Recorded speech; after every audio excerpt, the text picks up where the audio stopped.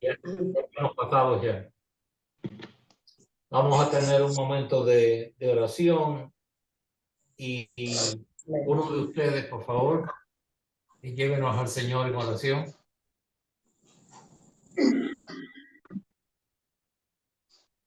Empuje el botón.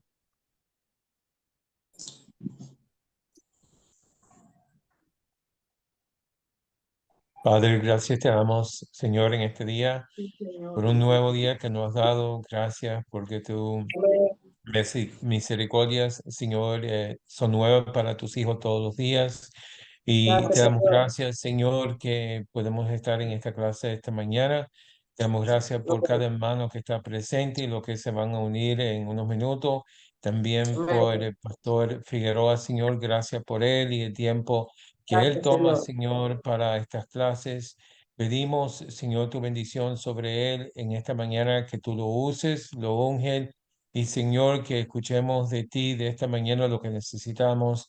Pedimos, Señor, tu bendición sobre esta clase y que tú te manifiestes, Señor, y que nos hables, Señor, y nos instruyes, Señor, y que seamos no solamente oidores de tu palabra, pero que seamos hacedores, Señor, y gracias te damos, Señor, que somos privilegiados y bendecidos, que, Señor, de poder tener tu palabra, tu verdad, de ser parte del pueblo de Dios. Gracias, Señor, por una experiencia milagrosa, Señor, de la salvación, de poder ser justificados, Señor, y ser santificados, Señor, y visiblemente ser parte, Señor, de tu pueblo y de tu iglesia, Señor. Te pedimos y te glorificamos, Señor, por todo, en el nombre de Cristo Jesús. Amén. Amén. Comenzamos el sábado pasado un nuevo estudio basado en el libro de Ezequiel. Y no es que vayamos a estudiar todo el libro, pues claramente eso sería una tarea muy extensa. Pero hay una serie de profecías que tienen que ver con el tiempo futuro del Evangelio, en los días en el cual Ezequiel recibe el llamado de Dios. Hablamos en la primera clase acerca de aquellas columnas que son el fundamento de este libro. El hombre de Dios, la ciudad de Dios, los enemigos de Dios, el pastor de Dios, la nación de Dios, la ira de Dios y la gloria de Dios, que son las 7 columnas que levantan en alto la importancia de la profecía de Ezequiel. Ya dijimos que Ezequiel era bastante joven, que Ezequiel no estaba en Israel o en Jerusalén en el tiempo de su profecía, que él estaba en Babilonia y también en Persia durante los 70 años de esclavitud del pueblo de Israel. Y él estuvo allí profetizando, tratando de que los cientos de miles que habían sido llevados cautivos no se fueran a olvidar de quiénes eran ellos. Muchas veces podemos correr el peligro de olvidarnos de quiénes somos, a quién pertenecemos, a quién servimos, y es la razón por la que existe este libro de Ezequiel. Ezequiel era un joven sacerdote, pero él realmente no podía llevar su oficio a cabo porque allí donde él estaba cautivo no existía un templo, no existía aquellas ceremonias que eran parte de los levitas, y él trató por todos los medios de mantener en vivo la esperanza de un día volver a Israel. Pasaron muchas cosas y hay como alrededor de 7 profecías en Ezequiel que tienen que ver con el evangelio, con la iglesia en cierta manera, no directamente con la iglesia, porque tenemos que entender de que la revelación de Dios en estos tiempos no fue completa, porque ellos no entendían. Muchos profetas profetizaron de cosas que ellos no entendían. Simplemente lo proclamaron porque Dios puso palabra en su boca y ellos hablaron sin realmente entender qué era lo que ellos estaban diciendo. No es que no entendieran las palabras, que no entendían el porqué de aquellos mensajes y de aquellas profecías tan extrañas. El llamado de Ezequiel lo encontramos en el capítulo 2, donde Dios le dice: te he puesto como atalaya, te he puesto como el hombre que está observando en el muro, como un hombre de visión. Dios nos dé hoy más de estos hombres que tengan visión, que tomen en serio la responsabilidad de estar en el muro, de estar en la muralla, de poder ver de lejos. A veces tratamos con las cosas cuando ya están arriba de nosotros, pero qué bueno es poder ser advertidos por Dios, de estar en una posición alta donde podamos ver ciertas cosas, que podamos ver como Elías, aquella nubecita que se iba a convertir en una tempestad, trayendo aguas muy grandes en el tiempo de aquella sequía. Esto sigue siendo una gran necesidad hoy. No voy a decir como un cliché. Yo no sé si esa palabra cliché se puede usar en español o si hay otra, o si ustedes entienden qué significa cliché. Pero si alguno de ustedes tiene una palabra en español que se parezca, por favor, comuníquenmelo para yo poder usarlo. Un lema, una consigna, como si fuera un lema, como si fuera una consigna. Okay, algo que se repite, ¿no? Algo que se usa mucho. Entonces, sí. Ezequiel, como todo hombre en su tiempo, tuvo una misión. Una de las cosas que yo creo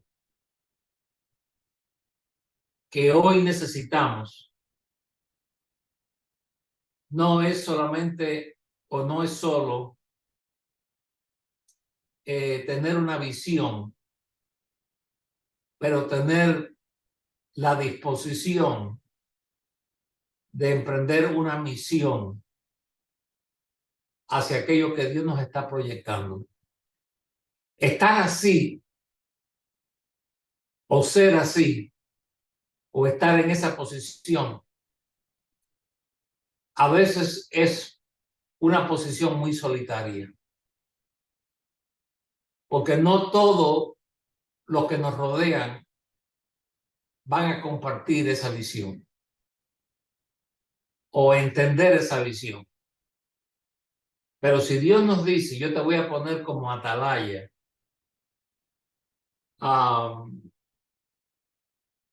cuando Dios lo hace, Él va a poner algo en nosotros que nos va a ayudar, nos va a alimentar, nos va a suplir lo que nosotros necesitamos para esta responsabilidad. Porque hay que ser fuerte, hermano. Si usted no es fuerte, el aire se lo va a llevar. Las presiones se lo van a llevar. El constante ataque del enemigo. Yo he estado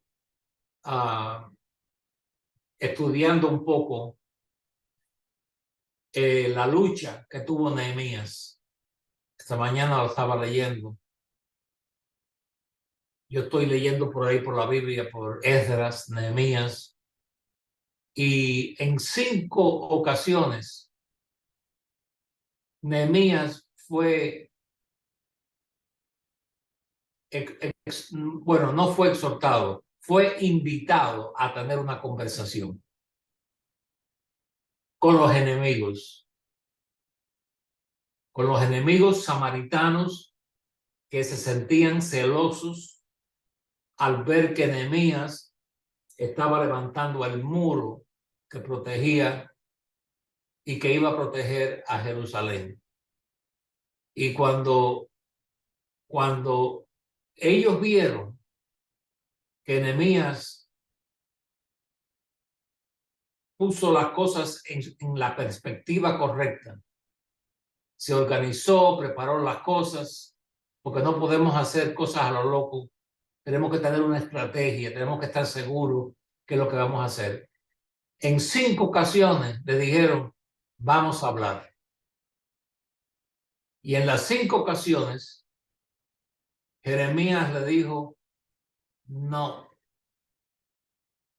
yo estoy haciendo una obra muy grande, muy importante. Yo no tengo tiempo para hablar con ustedes. Eso suena un poco áspero, como que no es muy amigable, pero detrás de eso estaba la mano diabólica de hacer que Nehemías dejara su posición, que ya era la de gobernar allí en Jerusalén, dejar la obra e ir a esta ceremonia y a esta reunión que podía haber durado días y días. Para esto hay que tener músculo espiritual. Hay que tener músculo espiritual. Para esto hay que tener visión espiritual. Para esto hay que tener un conocimiento muy personal, lo cual podíamos traducir como convicción de que él no podía malgastar el tiempo en algo que no iba a dar fruto. Tenemos también que entender que no todas las cosas que Dios nos dice a veces son buenas noticias.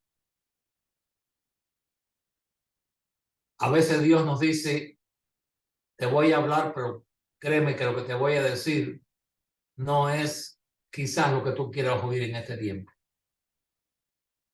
Vuelvo a repetir, os repito, mejor dicho, no podemos malgastar el tiempo que tenemos. No tenemos mucho tiempo, hermano. Algunos de nosotros hemos estado dando martillo arriba de hierro frío por años y años y años, dando golpes, tratando de enderezar algo que no tiene manera de enderezarse. Pero muchas veces, por ser quizás personas que no tenemos una visión muy clara, le seguimos dando a ese pedazo de hierro martillazos, tratando de a ver si podemos ganar algo. Al final es una pelea que perdemos contra el tiempo. Porque darle a algo cansa. Aún en los mejores momentos, aún cuando usted está ganando un poco de terreno, agota, cansa. Y cuando nosotros estamos tratando con una situación en el reino de Dios, tenemos que llegar al momento donde decir, está bueno ya. Yo no voy a seguir malgastando mi tiempo en algo que en algunas ocasiones ha tomado años y años y años y años y años y no ha habido un cambio.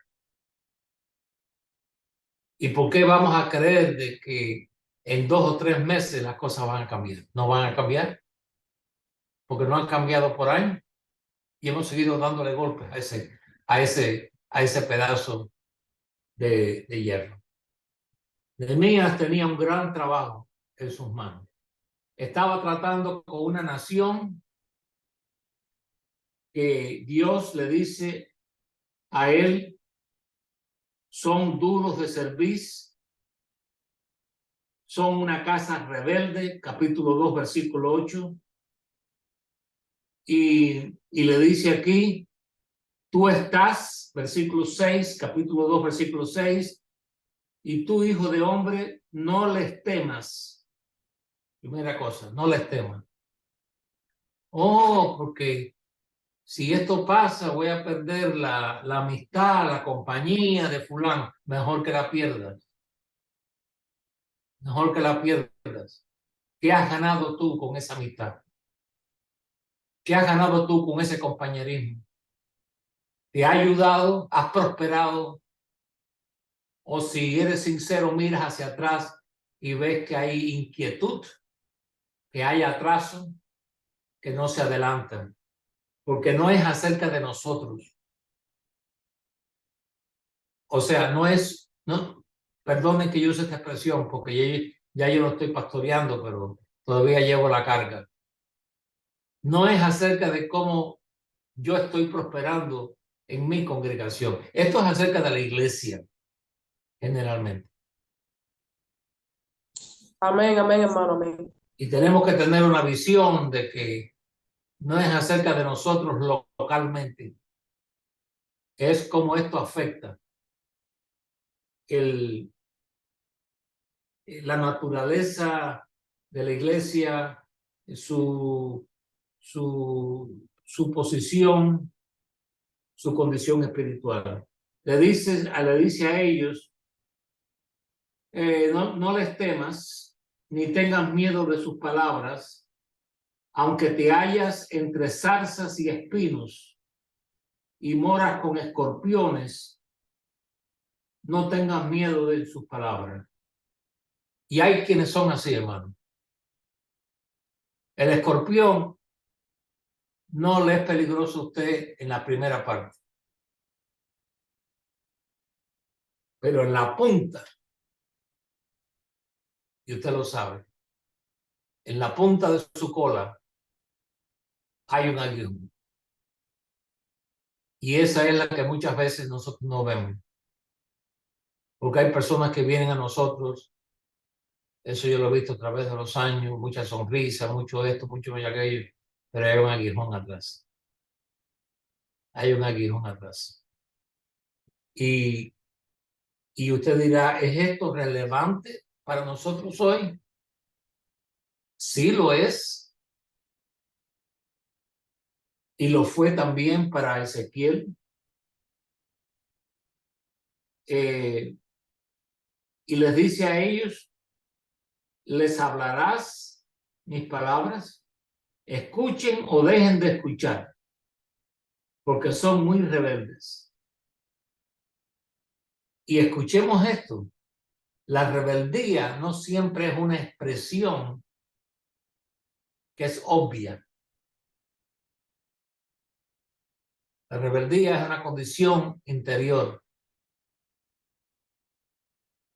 del hombre. Y por eso le dice, abre tu boca y come lo que yo te doy. Eso es lo que ha pasado en el mundo denominacional y por qué muchos caen bajo ese error. Pero es que son tan buenos. Pero ellos predican a Cristo. Ellos usan la Biblia. Ellos hablan de la salvación. Pero escarbe un poquito y usted va a ver que la salvación de la cual ellos hablan no es la salvación de la cual el Nuevo Testamento es tan claro. Porque no hay sentido de arrepentimiento. No hay sentido de convicción de pecado. Y si lo hubiera, no hay suficiente alimento para que una persona pueda mantenerse viviendo en santidad delante de Dios. Y este no es un asunto de que ya fulano se convirtió. Bueno, cuánto me alegro que se haya convertido. Vamos a ver cómo va a caminar ahora. Vamos a ver cómo va a ser su progreso. Vamos a ver si en verdad el Señor lo ha hecho una nueva criatura. Por eso es que Dios le advierte a Ezequiel de que aunque esta gente vinieran a él y aparentemente trataran de usar el manto ese de unidad y vamos a tener unidad y vamos a todo eso, hay una condición rebelde en el interior. Y eso solamente lo podremos ver si vemos las cosas como Dios nos las ve. Lo cual pide de nosotros una consagración más íntima con Dios en relación a lo que Dios nos quiere comunicar. Le dice aquí que entonces le dio a comer un rollo y ya tocamos esto cuando en el versículo 3 le dice: hijo de hombre, alimenta tu vientre y llena tus entrañas. Llena tus entrañas. Usted sabe que para ellos las entrañas era el centro de los sentimientos. E inclusive el amor. Porque yo sé que en nuestra forma de ver las cosas en el mundo siempre se utiliza el corazón como el centro de nuestras emociones. Pero por eso leemos en la Biblia siempre el amor entrañable. Se entraña. Por eso cuando usted se asusta o cuando usted tiene un problema, lo que usted siente más que le afecta, ¿qué cosa es? Sus entrañas. Y muchas veces tiene que salir corriendo para el baño. ¿Por qué? Usted nos dice: póngame un paño caliente aquí en el pecho, póngame hielo aquí en el pecho, lo que te corre para el baño porque sus entrañas fueron tocadas. Y luciría un poco ridículo si le decimos a alguien, esto es para la clase más juvenil: te amo con todos mis riñones, o te amo con toda mi vesícula.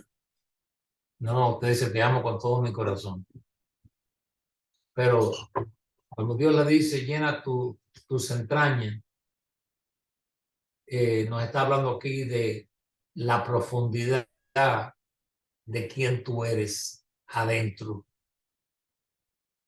Nos dice aquí: come este rollo que yo te doy. Y lo comí y fue en mi boca dulce como la miel. Y usted sabe que no tienen que ser un doctor como algunos de ustedes que están ahí, que son doctores. No tienen que ser doctores para entender que muchas cosas que comemos son muy agradables en la boca, pero las viles son necesarias. ¿No? ¿Son necesarias o no son necesarias? Es una pregunta que estoy haciendo. Necesito algo de alguien ahí que sepa de estas cosas. Aquellos que no tenemos vesículas sabemos eso.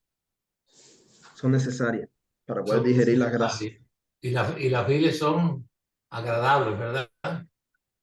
No, para nada. Nunca se ha comido un flan de bilis. Bueno, mi hermano, lo que usted come es dulce. Si se lo come de verdad, le va a pasar como a Juan, que dice que cuando llegó a donde debió llegar, se volvió amargo como la hiel. Amargo como la hiel. Porque va a haber persecución. Cuando usted se para en la verdad, cuando usted se para por la verdad, cuando usted declara lo que no es popular, cuando usted declara lo que otros tienen miedo de decir, no solamente es una posición solitaria, pero a la misma vez va a haber cierta conmoción que va a crear cierta persecución. Esa persecución necesariamente no es un ataque, pero es la de empujarlo a uno a un lado.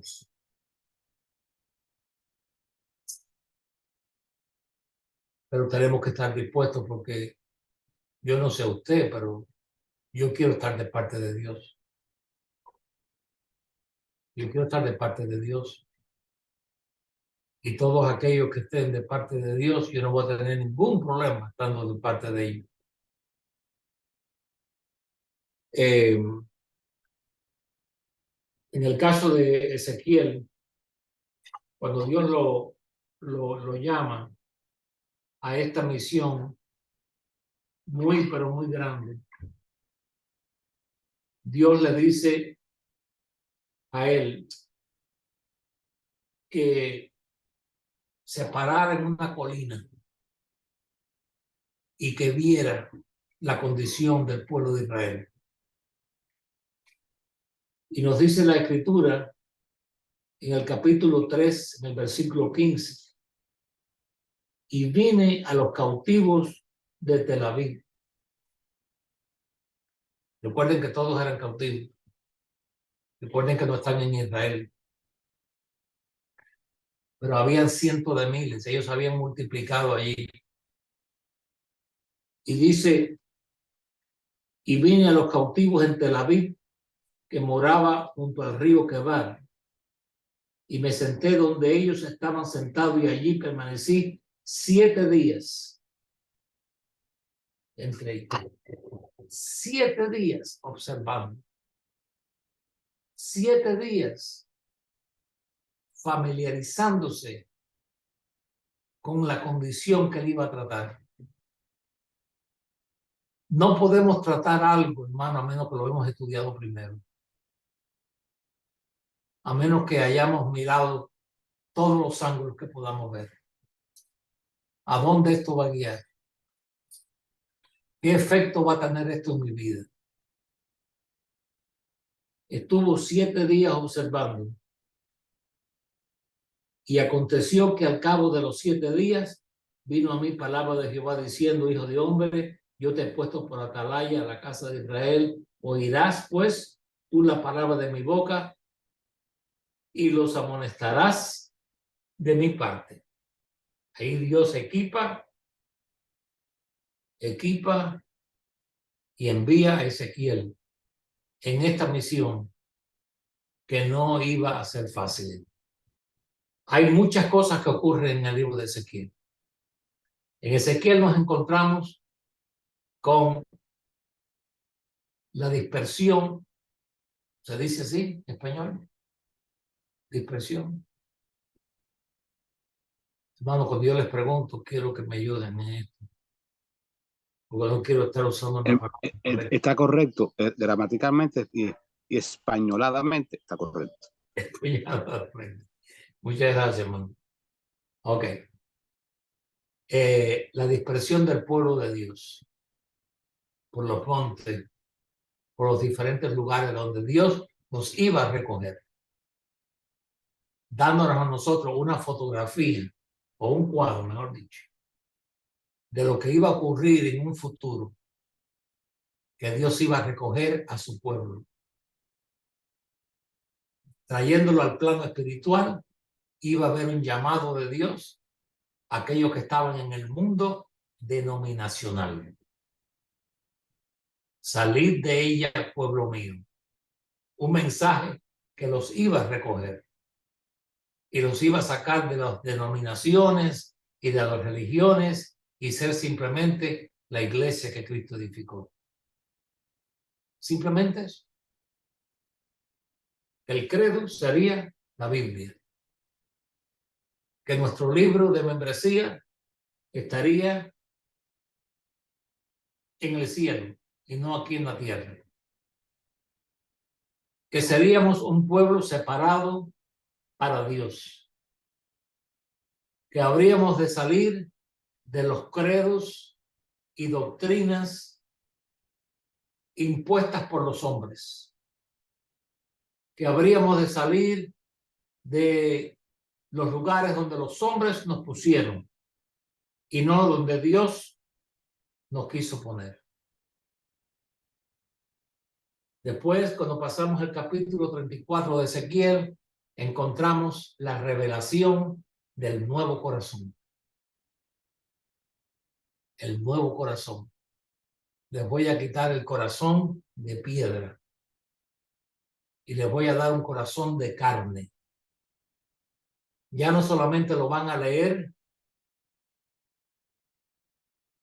en algo que está escrito en una piedra o en un pergamino, pero se lo voy a escribir en sus corazones. Y pondré mi espíritu, primeramente quitaré vuestro espíritu, esa inclinación que tienen, se la voy a quitar y les voy a dar un nuevo espíritu y un nuevo corazón. Y después que les quite el espíritu ese que han tenido y les dé un nuevo espíritu, una nueva disposición, un nuevo corazón, y ya lo tengan, entonces van a estar listos para recibir mi espíritu. Y eso está en Ezequiel 36. Después venimos al capítulo 37, donde tenemos la visión del valle de los huesos secos. Todo esto son profecías que yo quisiera condensarlas y que podamos ver el gran plan de Dios. Después seguimos leyendo y nos encontramos con el río del Espíritu, donde las aguas salen del templo, por el umbral del templo, poquito a poco salen, y esas aguas que van saliendo del templo se convierten en un río. Y el río se convierte en un torrente, bueno, es un río ya profundo, que ya no se puede caminar en él, hay que nadar en él. Y ahí vamos a encontrar los pescadores. Os haré pescadores de hombres. Después que leemos el estudio del río del Espíritu, llegamos a la medida de las dimensiones del templo de Dios. Todo esto preparado por Dios. Posiblemente Ezequiel ni entendió la mitad de lo que estaba diciendo. Pero hemos sido dejados con esta verdad. Y no solamente fuimos dejados con esta verdad, Dios la preservó, sino que de acuerdo a la necesidad de la iglesia, Dios comenzó a revelar el significado de estas gloriosas verdades que nos ayudan hoy a poder ser lo que Dios quiere que seamos, aunque no tengamos muchas personas a nuestro alrededor. Porque realmente sí, es bueno tener alrededor, pero hermano, lo importante aquí es estar con el Señor, estar aquí con Dios. Ahí vemos el cuadro completo, porque en las parábolas, tenemos varias parábolas también aquí en Ezequiel, Tenemos la parábola de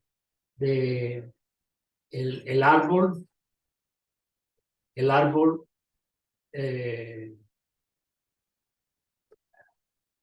de la vid que no da fruto, en el capítulo 15.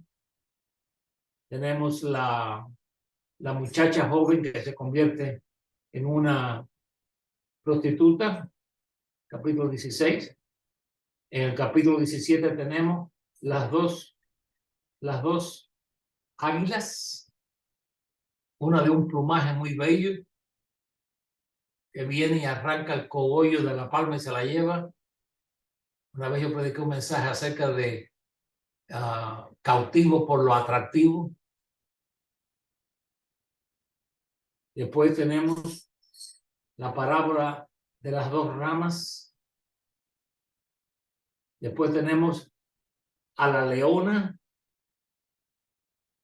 y sus cachorros. Y después tenemos también la parábola de las hermanas que eran rameras. 6 parábolas en Ezequiel. Y posiblemente algunos nunca han leído estas parábolas, y mucho menos entenderlas. Dios hizo una gran obra cuando llamó a Ezequiel a este trabajo tan intenso, preparando. Alguien dice, ¿por qué preparando tanto? Porque ellos iban a volver a Israel después de 70 años. Y el peso de Dios es que cuando ellos regresaran a Israel, tenía que haber un pueblo muy bien preparado. Y yo en estos días, estudiando a Nehemías y viendo lo que Nehemías llevó a cabo, cómo él organizó aquel monumental trabajo, o aquel trabajo monumental, no solamente levantar los muros que estaban quemados, pero después levantar aquellos portones, porque habían 10 puertas y cada puerta tenía un nombre. La puerta del pescado, la puerta de la basura, cada puerta es un mensaje. Cada puerta es un mensaje. La puerta de las ovejas, la puerta de la fuente. Y yo me preguntaba, al principio no lo capté. ¿Cómo fue que este trabajo se pudo llevar a cabo con este orden? Con un trabajo pero tan grande. Demos gracias a Dios por Ezequiel. Porque Ezequiel los preparó. Ezequiel hizo un trabajo que no podemos ignorar. Por eso es que el que estudia la Biblia y realmente quiere conocer el mensaje completo, tiene que estudiarla toda y ver cómo cada profeta tuvo una misión. Y en el caso de Ezequiel, de Daniel, después cuando vemos aquí el trabajo también que no se menciona mucho, de Habacuc y de Nahum, y vemos el trabajo de Abdías, y vemos el trabajo de estos profetas como Oseas y Amós, y decimos, ¿por qué estos profetas? Todos estos profetas fueron llamados porque las cosas no estaban bien. Y alguien puede preguntarme, hermano, ¿algunas veces las cosas han estado bien?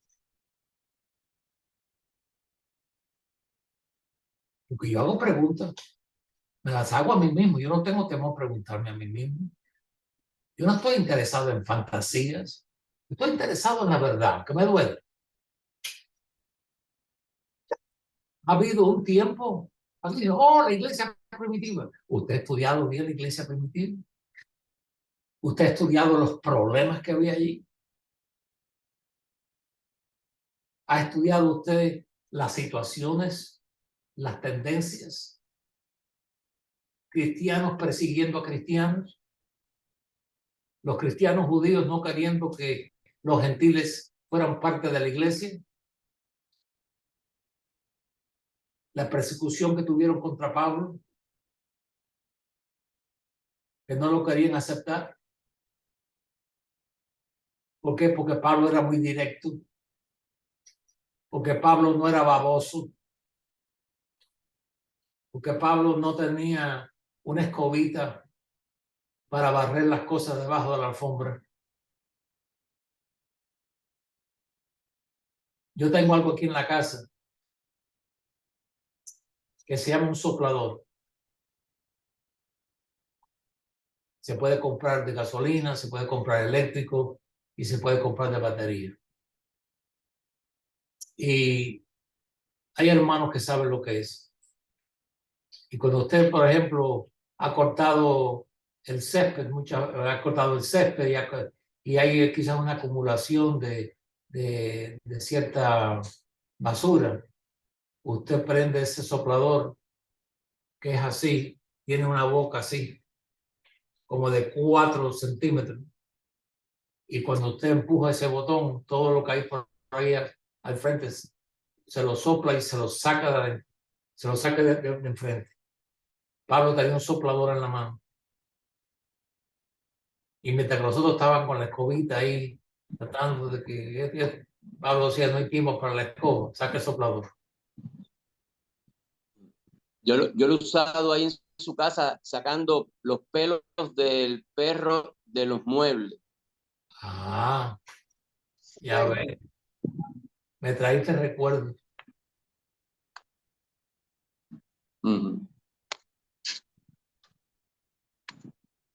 Y ese es el tipo de anécdota que me gusta usar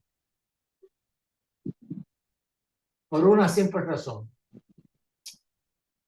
Estando yo en Cuba, en uno de mis viajes, yo vi, bueno, lo vi también ahora, lo vi también en el viaje que yo hice. Sí. Pero la primera vez que yo lo vi, yo dije, wow, qué lástima. Qué lástima por la persona que lo estaba haciendo. El que lo estaba haciendo era el hermano Reinaldo Rodríguez, de allá de Velasco. Estaba con un machete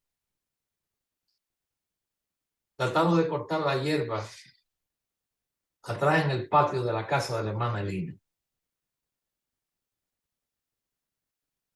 Y aquel hermano sudaba que aquello era terrible.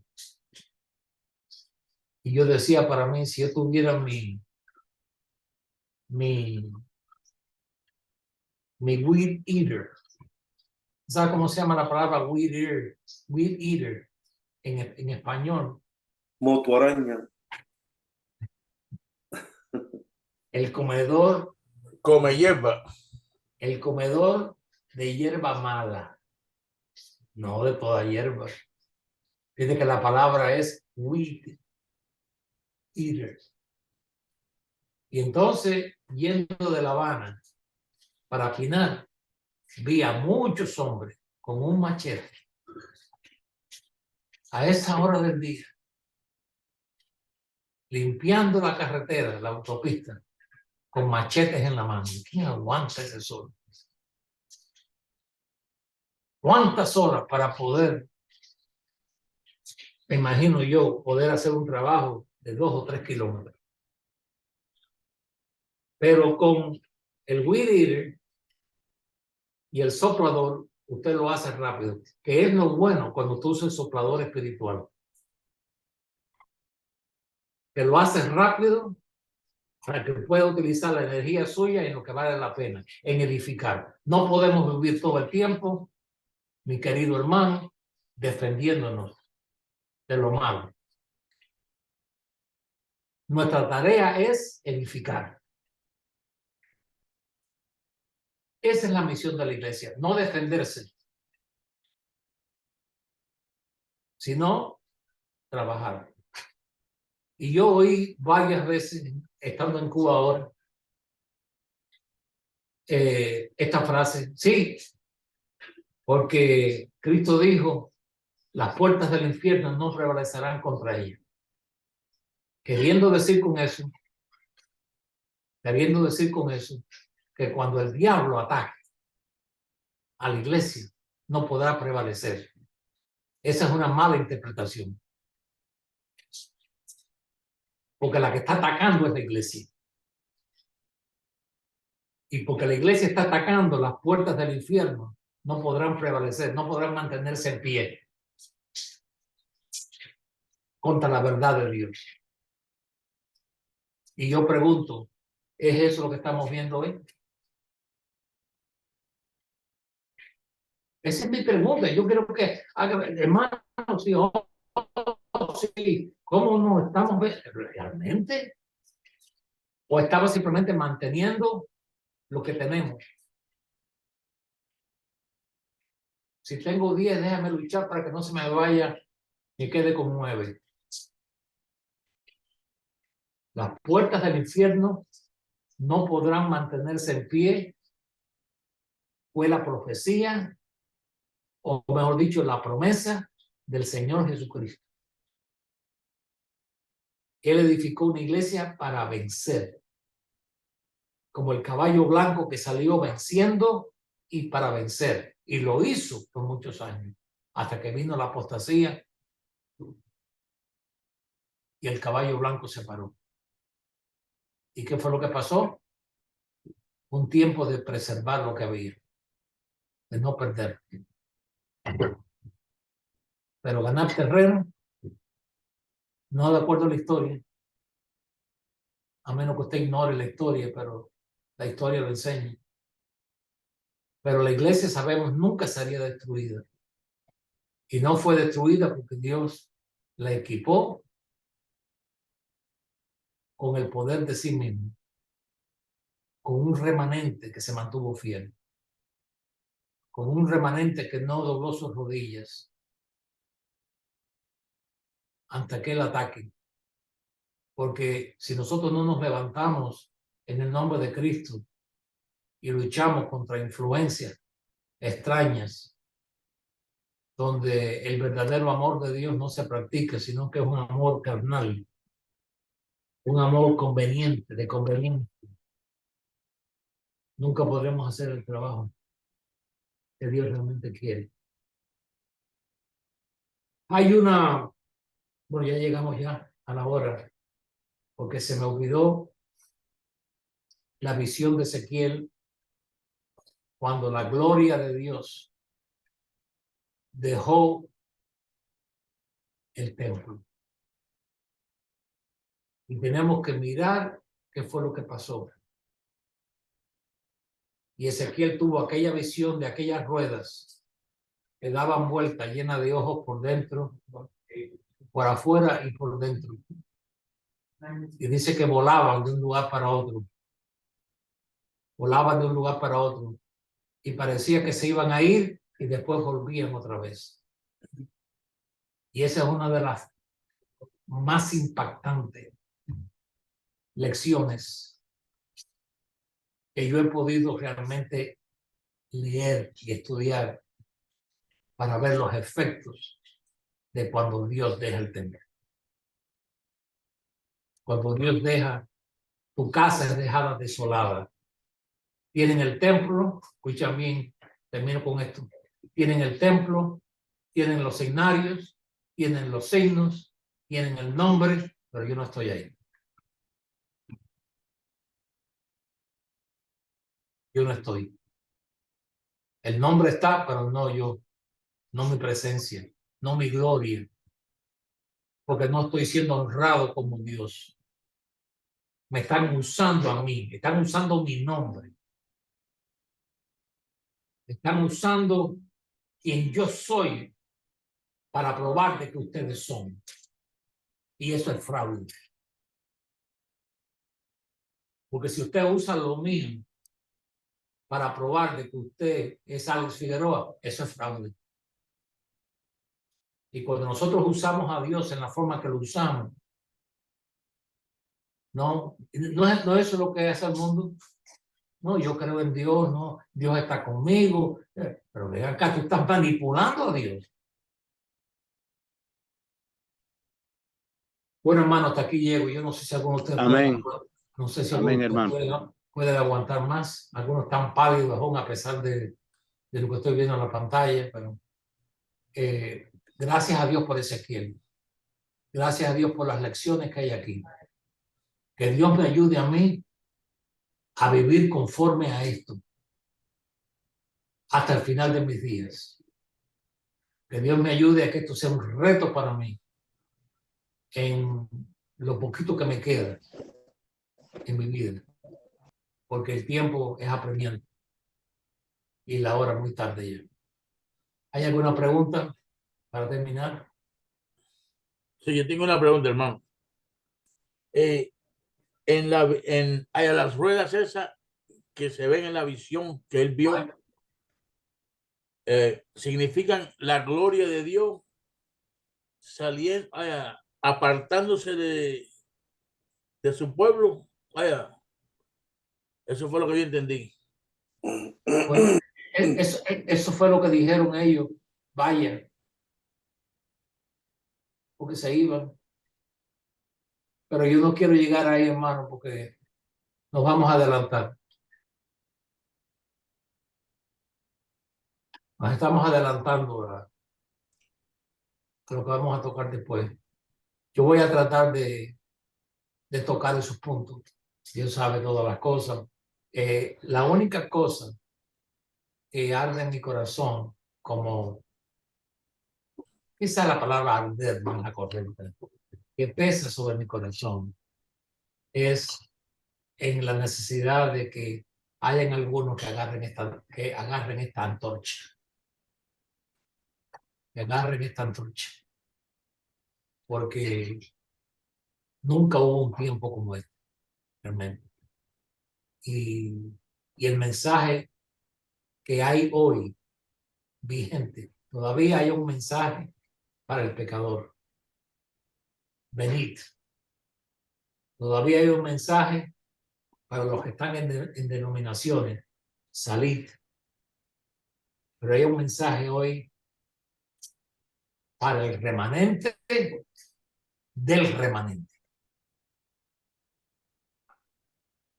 Tienes mi nombre,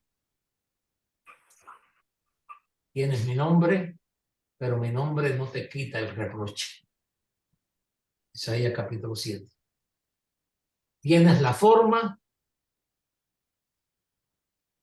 pero no tienes la esencia. Ese es mi peso.